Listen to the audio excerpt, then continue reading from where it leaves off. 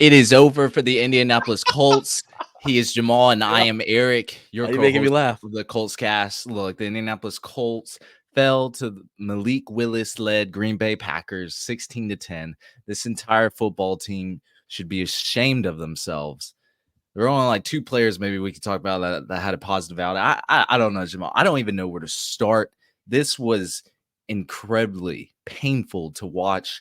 We were just talking about we could have been doing something else than watching that, right? Oh, absolutely. That game was a joke. I mean, what happened here? Where did the wheels start falling off? We'll start falling off when apparently the Colts didn't watch any film on the Packers, and the Packers clearly watched all the film. I just want to say, like, if I were to show up to work and do like and play like they did or perform like they did, I won't even say play because their performance wasn't there. They'd have sent me packing. They'd have said, "Hey, dog, don't even worry about it. Go ahead and clock out. Hey, your check will come in a couple weeks. My man, we don't need you back in the building." That's that, and that would have been the end of that discussion. They'd have said we can move forward without you. Hey, all I'm gonna say is Oh that, my like I've been god. saying, yo, hey, before y'all even smash that like button, if Gus Bradley, yo, if that dude ain't like what's his name from the Jets when he was trying to get into the building and he was typing in his code and it wasn't working. If it ain't like that, come Monday, hey y'all, hey, y'all wanted this stuff. Y'all wanted it. Yeah, y'all wanted this. Let's start with Anthony Richardson, 17-34 for 204 yards, one touchdown, 3 interceptions. Look, his first interception was bad. Second interception, I thought was really bad. I mean, point blank to the defender. He should have had a third interception before that Hail Mary interception. I don't even count the Hail Mary interception. I mean, he had to chuck it down there. Somebody was going to catch it, most likely, or was going to get batted down. But again, just threw it right to the defender, except it bounced off his chest on that potential third interception, even before the Hail Mary. I mean, this passing game, I cannot tell you. Hey, no. Here's the thing. All right, first, before we go down this hole, hit that like and subscribe button. Let us know what your comments are, how you feel about what happened, because we saw some good, we saw some decent things, some bad things, some ugly things. The reality of this entire situation is, and I'm not going to go down like a rabbit hole or anything, Eric, but the reality of the situation is, people were living off of a couple passes from last week. They thought that seeing these couple passes last week were just like, this is the new thing moving forward. This is what we should expect to see from here moving forward. So everyone immediately turned a blind eye to some of the things that we already knew. Like, we already should have expected this to be a rough passing thing. We've known about the actual issues and all this other stuff. Though all those majority of those bad throws, if you look at the mechanics, they were horrible. They were horrible. Now, a lot of those drop passes, and Greg Olson was talking about this during the game. They were in the chest. Yeah, they were in the chest. Drop passes. That's not excusable by anybody on that team who's making money to be dropping passes that are hitting you in the numbers like that. That's crazy to me. But a lot of those we should expect it to be incomplete passes, not the drops ones, but just the fact that Malik Willis outplaying Anthony Richardson today, that was not on my itinerary. I knew we were going to have growing pains. I knew we were, but that, again, painful to watch and see what happened. I'm personally not hitting the concern button yet, but because it's his sixth start ever in the NFL. Yeah. But look, man, if I got to go through that again, I might get close. Like that butt is going to get hot. I'll tell you what, it's going to start lighting up. He was flustered. A lot. Yeah. And talking about the receivers, I mean, A.D. Mitchell, his effort was crazy this game. I see why he fell to the second round. I mean, this was a prime example of why. Just the small things that, because A.D. Mitchell kind of has it all. Like, I felt like he was a complete receiver coming out of the draft, but there were some issues with him. And one of them was it just felt like he didn't give it his all every single game when he was at Texas. And I saw it this game. He did not give it his all. I felt like there were some routes a little lazy. He should have gone up for the ball and things like that. I don't know, man. This receiving core just didn't look great. I mean, we had our first tight end catch today. One by Drew Ogletree, one by Molly Cox. Alec Pierce was probably the brightest spot of this offense. I I think it's clear that Pearson and Richardson have a solid connection because he was gunning for him every time he could, which is unusual. That was unusual to see. Yeah, and he had 7 targets. So did Michael Pittman. Although Michael Pittman, I believe, had a drop today too. I can't remember. Yeah, he I was a don't know. non-factor. There there were a lot of drops today, so I can't remember all the drops. Even JT had a drop. Yeah, AD Mitchell's probably going to lose some snaps, some percentage of snaps once Josh Downs gets back. That's what I'm expecting. I could be completely off base there, but something AD Mitchell, he needs to be humbled at least right there. Why didn't we do this? Scared, man. Well, yeah, I don't know. I am interested to know that too. I want to know, first off, I want to know if there's really something wrong with JT because they said that there was never any injury reported for him, but clearly they pulled him. So I don't know what's going on with that. But yeah, he was running and gunning when he was the first couple runs where he wasn't kind of finding the hole that cleared up, and you saw that patient JT let the play develop and explosive, and then it's like, nah, we're good, Yeah, we're not worried about it.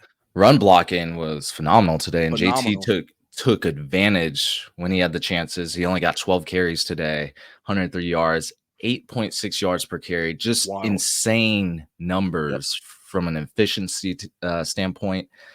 I mean, it felt like some of those runs could have been a home run too. But I mean, yeah, 10 plus yard gains, chunk gains, like probably half his carries. He was incredible today. I wish we got to see more of him. Even the Richardson run game, I was hoping a little bit more of that. Yeah. I mean, he was pretty good on the ground as well. He gave it his all on that 4th and 11 play in the 4th quarter where he extended and stayed in bounds. That is like the Colts offense. That's our identity, is our run game with our quarterback who's supposed to be a top 5 runner at that position. But Jonathan Taylor, it showed you today, like, he ain't playing games. And I do feel like we could have used him a little bit more. But again, don't know if he was really hurt or not. So yeah, that was really weird. But one thing I did see that I didn't like, and I don't know how true this is, but every third down I recall seeing that was a pass, every play was behind the sticks. I don't understand why every third down pass was behind the sticks. If you know we have X amount of yards to go, why are we trying to get the ball still 3 to 4 yards behind it and expect the player to have to get the ball and turn it upfield? That I was very confused on. So did Richardson was he throwing the wrong reads? Or was this a Steichen play calling incident? Because I know there was some questionable play calling today from Steichen. That option play to Trey Sermon just that was a bad one. But Richardson, he has to lower shoulder and take that hit or sell it more. He's got to sell it better. More. He is not a salesman. Yeah, I'll tell you that. But to me, just if JT got hurt there, I understand, but I don't know why he wasn't in the game on that play if he was healthy. We got cute, ended up paying for it. It just, I don't know, man. Steichen didn't really wow me today. So just something hoping, I don't know how to feel about this team because like Anthony Richardson made a bunch of mistakes today, like 2 fumbles, like fumbled the snap, fumbled a handoff, 3 interceptions. I'll only give him 2 interceptions. Really, it's only 2 interceptions, but man, that's potentially 4. That's potentially 4 takeaways for the Packers potentially right there. Even Taylor fumbled it as well, where Ashton Dulin just punched it out of bounds, make sure it was out. Really, I mean that he had a big play last week, got a big play this week, even though it didn't impact the box score. This offense didn't look like, at least in the passing game, it looked horrendous. And probably with Anthony Richardson, we're going to get a few of those games this year where it's just it doesn't look great. Although I was hoping for some flashes, not much flash in the passing game today. I'll tell you that. Yeah, there wasn't a lot, and and to be completely honest, man, I mean, The biggest takeaway I got from this game is I'm just glad we don't have to play the Panthers this year because we'd be the team that mess around and lose to them. I'm gonna keep it a buck. Oh, What we saw was not it. imagine if Jordan Love played this game. Yeah, it would have been. Yeah, We would have lost like 30-3. Yep. And again, I'm not trying to backtrack on anything and take away from what last week was, because it was a great thing to see Pierce with those 3 catches for 125 yards. But going back to what you were just saying about the passing game and kind of what to expect, if we negate Pierce's yards from that game, Richardson would have only thrown for 87 yards. That's the reality. So was this game truly a like an outlier game? Technically, no. If those passes wouldn't have been there for Pierce last week, could we have been having the same conversation again this week that we would have been having last week, less Pierce's passes? You know what I'm saying? So, and I know he threw a couple less balls last week than obviously he did this week, but 87 yards on would have been 6 passes versus this week. I'm not sure. I don't have the numbers pulled up in front of me. But what, he's 17 for 204. I mean, I think we'd have been having the same conversation. This sparks up a new question. Is Alec Pierce the wide receiver 1 of this offense? I mean, listen, I will be the first person to come out and say, all I did was say, yo, Pierce gonna lose his spot to AD. I said Pierce is gonna lose that spot. I said, he ain't losing nothing. I said, finally the competition is in the building, and Pierce either gonna have to step up or step out. And my man has stepped up. As far as I'm concerned, the way he's playing right now, he's playing like that number 1 guy. Take it. And I know a lot of people ain't gonna want to hear this, but I've said over and over and over, I think one of the biggest flaws to MPJ's game is that he doesn't have that downfield presence. Yeah, he's that good little 7-8 yard snatcher for you, which is great for fantasy. But Pierce is showing that he's that downfield presence. He can get the ball whenever and wherever. And if he wouldn't have slipped on that one play, you could see how frustrated he was when he slipped on that one ball that was going to hit his chest. That right there is what I want to see in our receiving core, man. He knows he's that guy right now. So he's eating it. He's embracing it. And I love everything about that. So, hey, shout out to whatever got into Pierce's head about what was going on. And I'm glad he's balling out. I'm glad at this point he didn't lose his spot to Mitchell, because he's showing that he deserves it. Well, I'm going to eat my words too, because I thought we was going to kill this team when I said, hey, Malik Willis is starting. This is our chance to get our first win in the column. Boy, was I wrong. Maybe week 3 against Chicago Bears. Defense, I thought the Packers 237. Yeah. 237 rushing yards are the 3rd most by a single team in the first half since 2000. Let me just tell you what Greg Olsen said during this game. In the last part of the game, he said, I almost had to turn off the TV. And he said, Gus Bradley's done a good job of turning this defense around the second half. Are we going to forget about 237 yards? Well, 237 yards. He made the adjustments. I know he let the floodgates open, but boy, the reason the Packers only scored 10 points. I'm not even going to kill the defense this pod, because look, the Packers only scored 10 points in the first half. You tell me this Colts offense, who just put up 27 against the Texans, and we sitting here. I just wanted to read that stat. That's a crazy stat. They were on pace for 500. They were. Gus Bradley made the adjustments second half. I felt like because we were stopping the running game finally. Because Josh Jacobs had 151 yards. Even Malik Willis wasn't taking off. I know he's taking off in the first half a lot, and then Jaden Reed had those big runs in the first. So those explosive runs, we tuned it down. So it was our offense that I'm blaming for this loss. We only gave up 16 points to the Packers. You telling me we couldn't get 17 on the board? Listen. I don't know. I fully agree that you can't completely blame the defense for. I know you say you're not putting really any blame on them, but we're lucky that the Packers weren't able to finish, because again, this is one of those situations where the box score is not indicative of the game. The game should have been 40 something to 10 minimum. They probably the fumble in the end zone for them. That should have very well been a touchdown. You're right.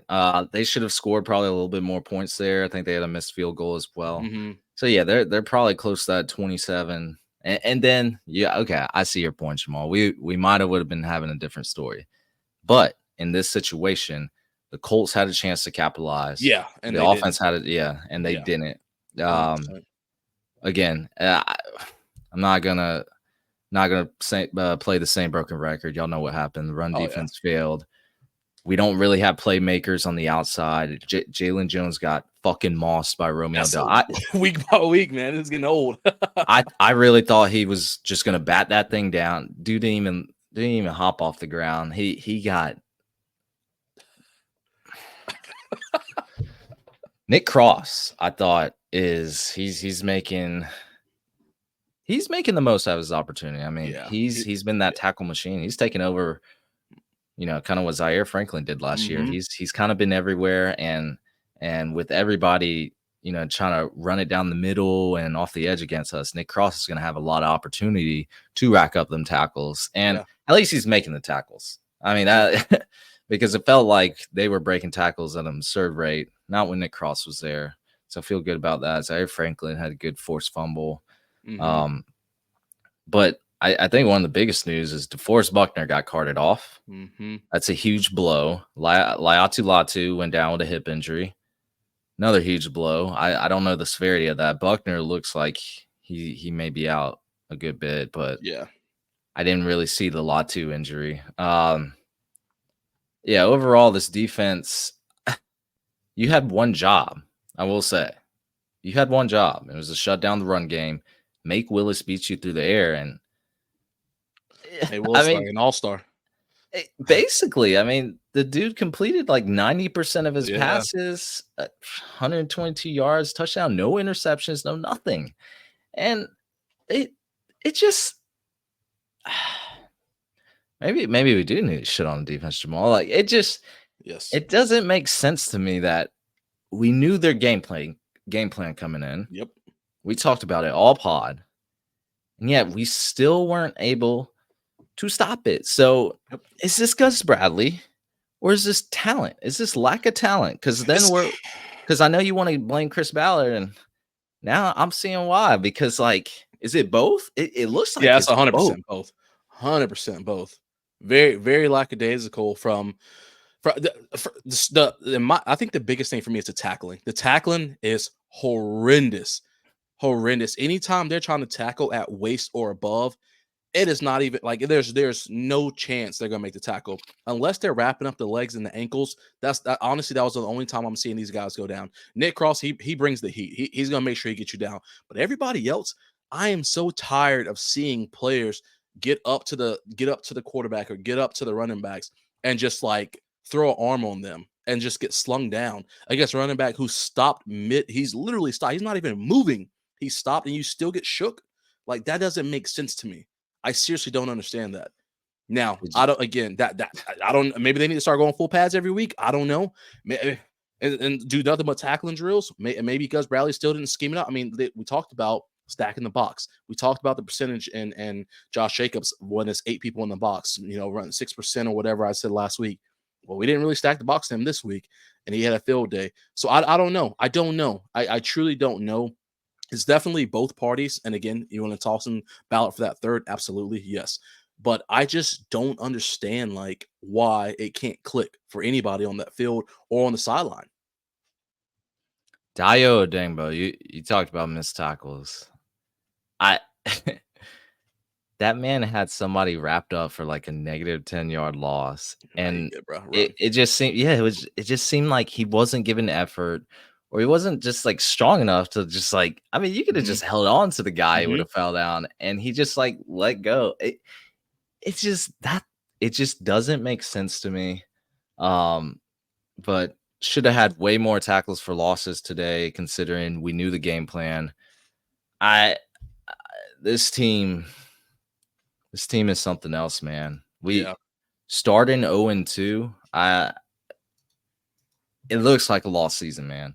It looks like a lost season. We got to see how the Bears do tonight against the Texans, who we just played. But look, I can't sit here and confidently say that we're gonna win, the majority of our next few games. We got the Chicago Bears, we got the Pittsburgh Steelers, we got the Jacksonville Jaguars, we got the Tennessee Titans. I I I know. I don't, because everyone knows the Colts game plan right now. Like they know the game plan. It's the defense has done nothing to show that they are anywhat of a threat whatsoever. So if I'm offense coordinator, I'm not worried about scheming up anything crazy against his defense because it's so basic. You can easily get past his defense. As far as the defensive side of the ball for the opposite coordinator, yeah, I mean, I think that the fear of Richardson was initially there preseason. Of course, not really seeing him on film, not having any film on him. But now that teams are going to start getting film week after week after week, it's going to be a whole lot easier for them to learn how to break him down and figure out what's best. And that's what scares me, because we get the same exact film every other team does. It's going to be a matter of who capitalizes and who utilizes on that film. I don't know that the Colts at this point are going to be able to utilize what they're going to get on film, or capitalize for that matter. Because I mean, they'll be able to utilize and go over it, but I don't know if they're going to be able to take it to the next level and stop whatever team. I think the Bears are going to still be a tough game for us. Hopefully, it's not a coming out party for Caleb Williams. I think the Steelers, it can be a tough game. We know what happened. Swift about to have 115 yards on the ground. Exactly. Like Caleb Williams gonna have 50 piece. The Steelers, Najee Harris is gonna have a vintage game. Yeah. Hey, what? I'll be licking my lips right now if I was running back and I knew I had the Colts defense on the schedule. I'll be waiting, boy. Hey, what about your boy Matt Gay? What are we gonna do about him? Hey, y'all wanted to sign him for It's that. it's not his fault we lost the game. Yep. No, it's not. But like, listen, man. Listen. You gotta hit these bangers when you get paid this much. Like you gotta hit them, right? I was gonna try to soundbite something off YouTube, but I didn't have time to because I wanted to record after the game, and I was just gonna literally be like 2 minutes of Chris Ballard talking, and I was gonna run that for my segment of talking today, rather than me actually running my mouth.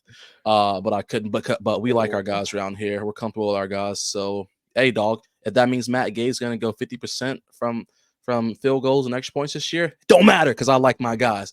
If the cornerback's gonna still let up all these plays, it don't matter because I like my guys. Running the defense going to allow 120 yards a game. It don't matter because guess what? We like our guys, baby. We here for the long haul, for the shoe.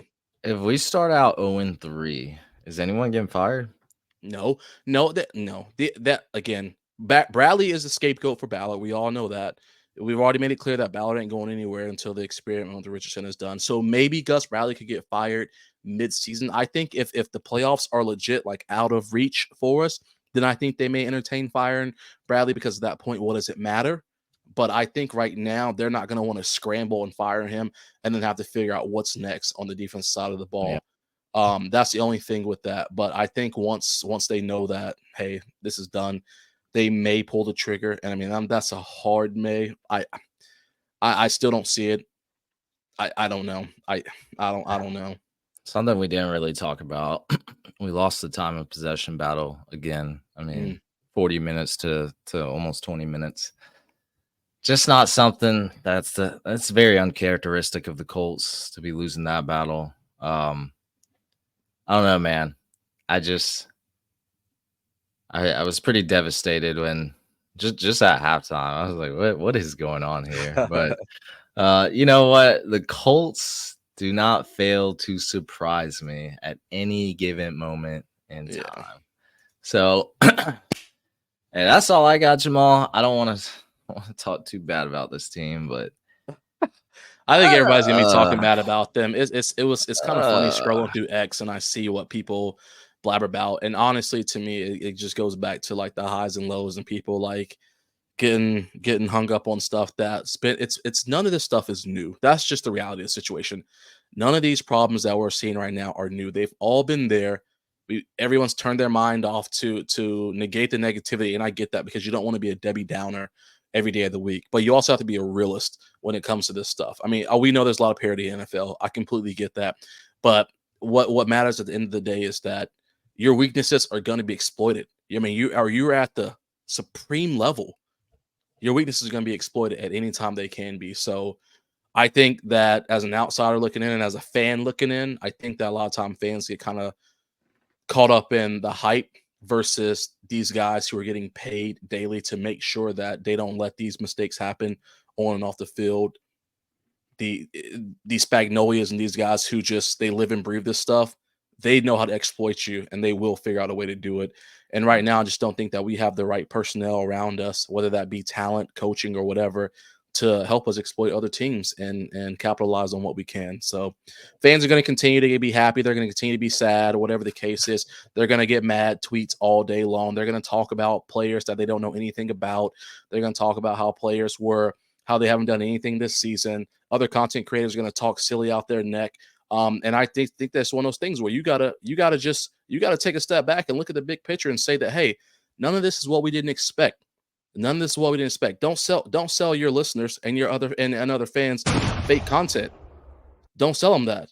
Tell them the truth of what you know, and then everything could be great. That's all I got to say. I'm ending on that note.